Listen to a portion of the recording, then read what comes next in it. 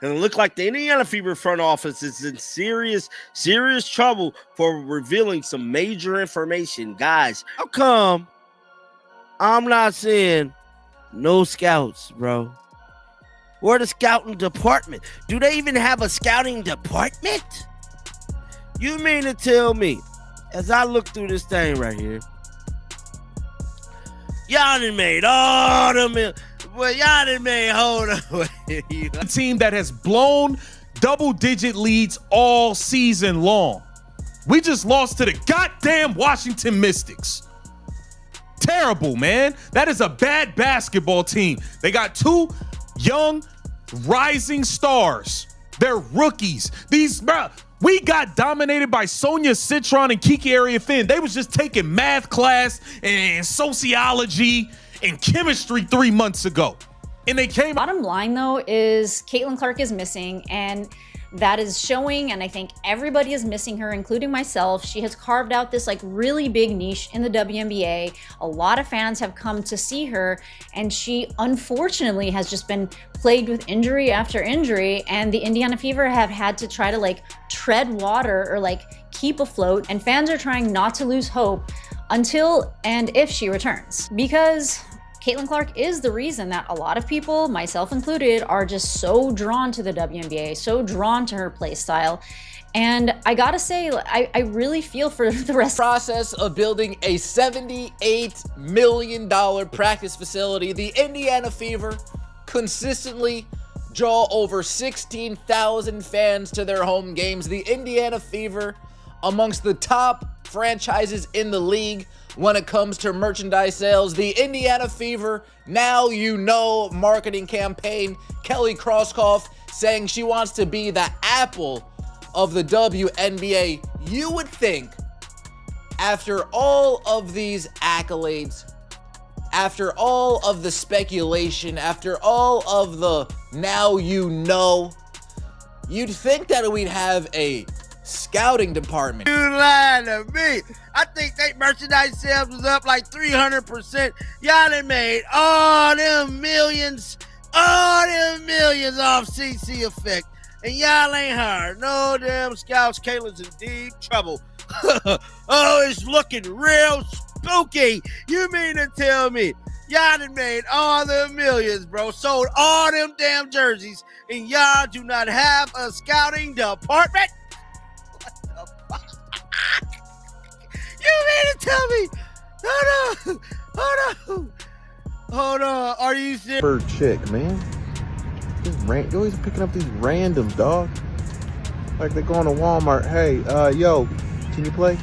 All right, I got you. Go on a team. Like, come on, man. I'm sick of these players.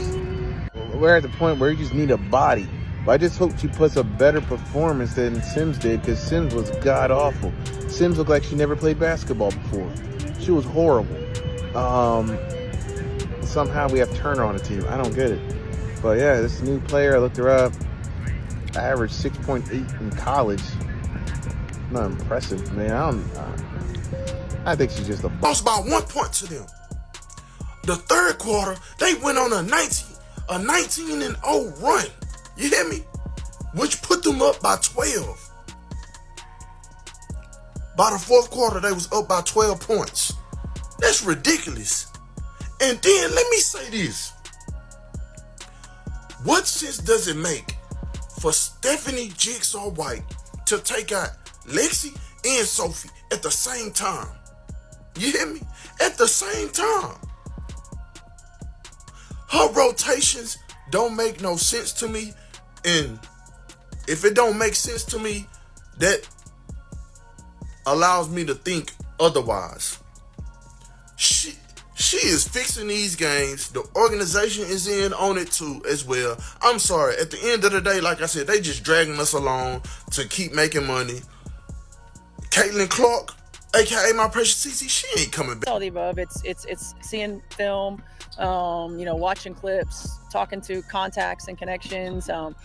Bree and especially has been super helpful in this. She's got a lot of contacts overseas who have seen Kyra, for example, play a lot overseas.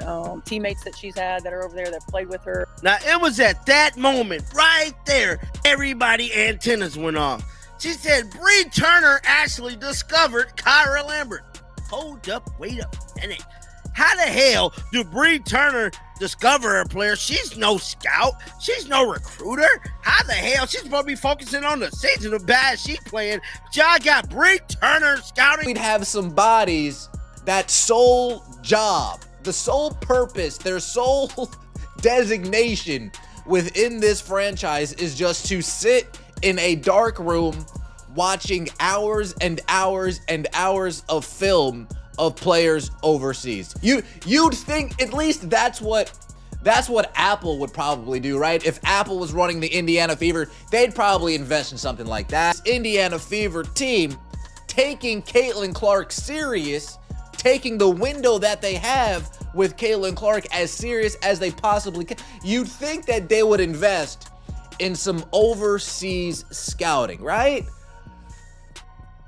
Right. It seems as if the overseas scouting department, some YouTube highlights, some clips, and a couple phone calls with a person on the other end saying, "Trust me, bro. Trust me." Hey, is she good? Trust me, bro. Trust me. She's good. Oh, that's all I needed to see here. Is she good? Trust me, bro. Trust me. Stephanie White, you are supposed to be a defensive coach. We gave away almost 90 points to a team that is like 11th in the league in scoring. It's only like 13 teams. It ain't even that many teams.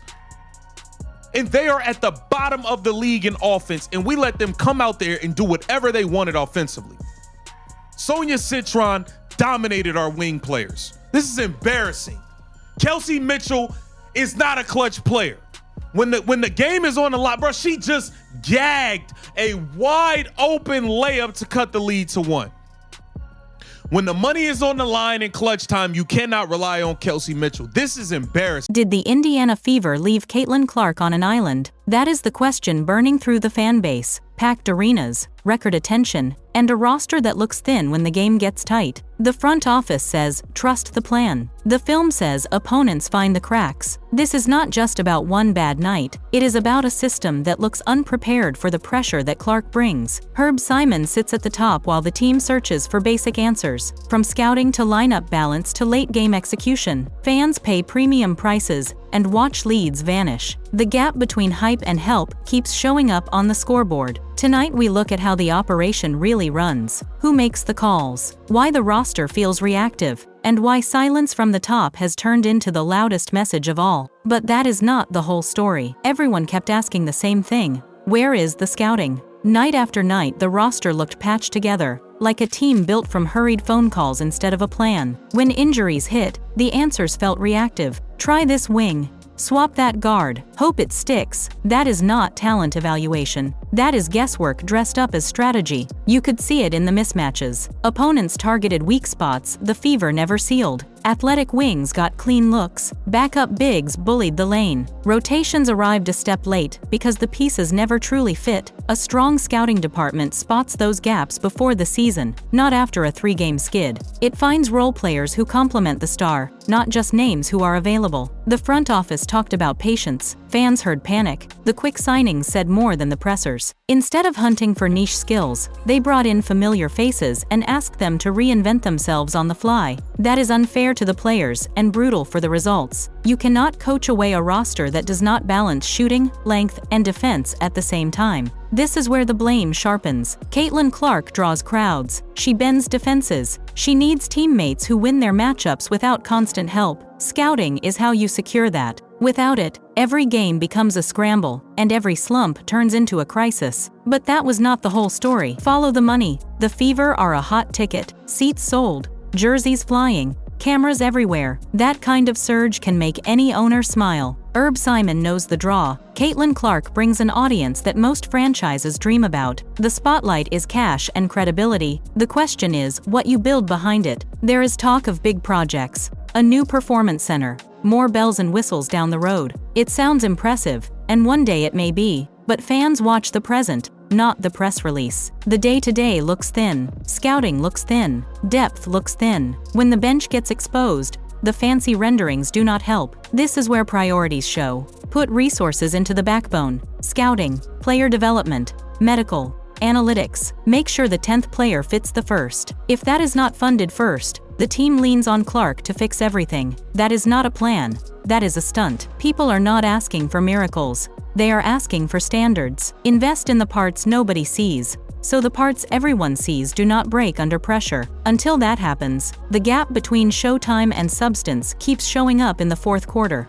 And what happened next would shock everyone. The pattern kept repeating. Build a double-digit lead. Relax. Watch it bleed away in a handful of bad trips. One empty possession. One slow rotation. One careless turnover. Suddenly the game flips and the panic sets in. The defense had no identity when it mattered. Ball screens went unchallenged. Back cuts went unchecked. Rotations arrived a beat late, so corners stayed open and the lane stayed soft. You could feel the team waiting for a whistle or a hero shot to save them instead of relying on habits. The sideline talk focused on calls. The scoreboard said something else. Closeouts were short, matchups were off. The same weak spots got poked again and again. That is not bad luck. That is structure breaking under pressure. Late game handling was the gut punch. Guards dribbled into traps. Entries came a second late. Sets stalled and turned into isolation heaves. The clock did not become an ally. It became a siren. When that happens, even good looks feel heavy. The Mystics' loss summed it up. Control early, confusion late. A winnable night tossed away because the details were not owned. That is how a season slips in plain sight. But the next reveal cut even deeper. The newest faces told the story. Sonia Citron and Kiki Iriafin did not wait their turn. They went straight at the Fever Wings and got what they wanted. First step, second jump, extra possession. The basics beat the brand. Closeouts were late. Angles were wrong. When Citron attacked the hip,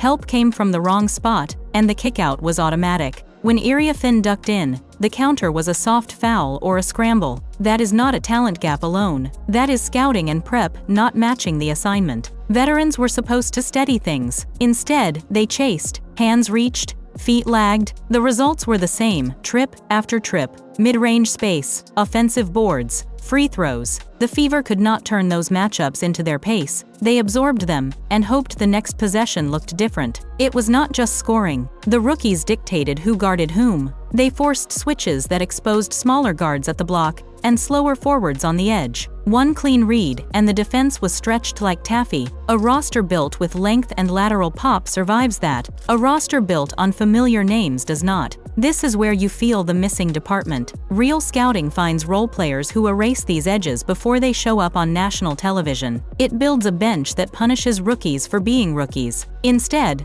the rookies set the terms. But the harshest spotlight landed when the star was not on the floor. The moment she sat, the floor shrank, passing lanes closed. Shooters felt bodies on their hips, drives ended in crowded paint and rushed floaters. It looked like a different sport. With Clark, the defense stretches to the logo. Teammates catch in rhythm. The game breathes. Without her, possessions turn heavy. The first action stalls. The second never starts. And the clock becomes the enemy. You could feel the group searching for a compass that was not there. The shot profile told on them. Fewer clean threes, more contested mid-range, fewer easy cuts, more late clock bailouts. Good teams hunt those moments. They pressed ball handlers, sat on the first pass, and waited for a mistake. Too often they got one. Confidence dipped. A missed layup led to a slow jog back. A turnover led to a foul 70 feet from the rim. The little cracks multiplied because the release valve was on the bench. When your identity is tied to spacing and tempo,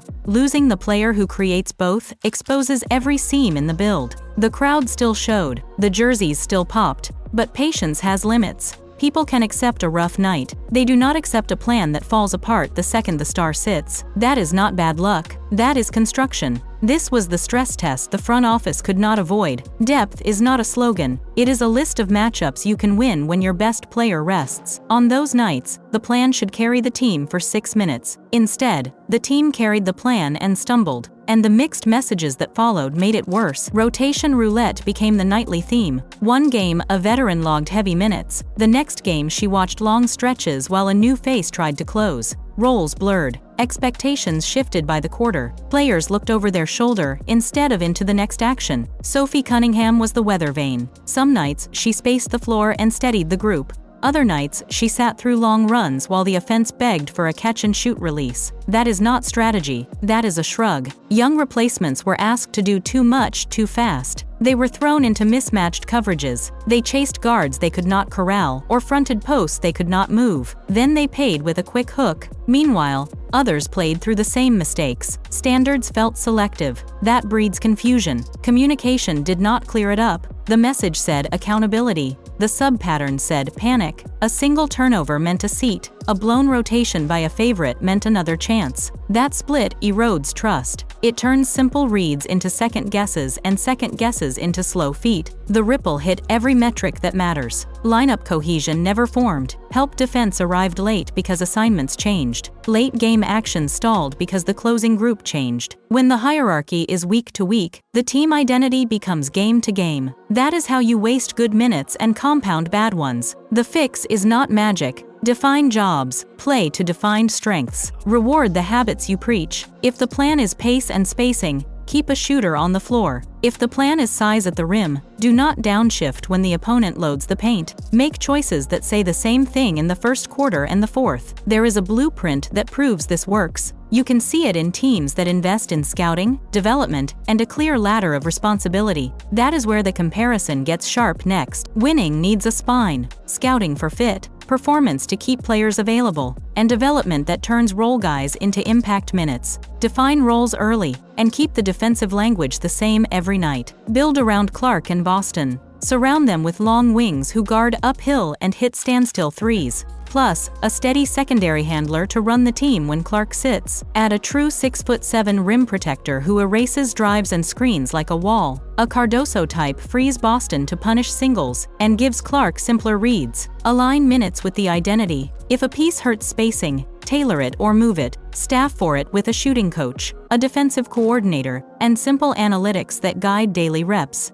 Give each rotation player a short checklist and reward progress. When the structure is right, leads hold. The window is now. This moment does not last forever. Rookie deals keep the books friendly for only so long. The league is watching. Fans are spending. Every empty month is leverage lost. Clark is already changing the math. She stretches defenses and sells out arenas. That surge is not a safety net. It is a timer. If the backbone is not built now, the pressure will keep landing on one player and one player alone. The fix is not a headline. It is decisions stacked in quiet rooms. Hire the right evaluators. Lock in a defensive voice. Choose role players who fit the core. Do it before the rest of the league snaps up the pieces that make sense here. There is risk on both sides. Invest in the unglamorous work and the team hardens around its star. Delay and the cracks widen. Leads slip. Frustration grows. The narrative turns from promising to wasteful. Ownership sets the tone. Clear standards, clear spending, clear accountability. Not a press release, not a slogan, a plan that shows up on film in the fourth quarter. So here is the verdict. The Fever are not one blockbuster move away. They are a dozen aligned choices away. Make them now, and the surge becomes a foundation. Keep chasing optics, and the next time Clark takes a hit, the silence will be the loudest sound in the building.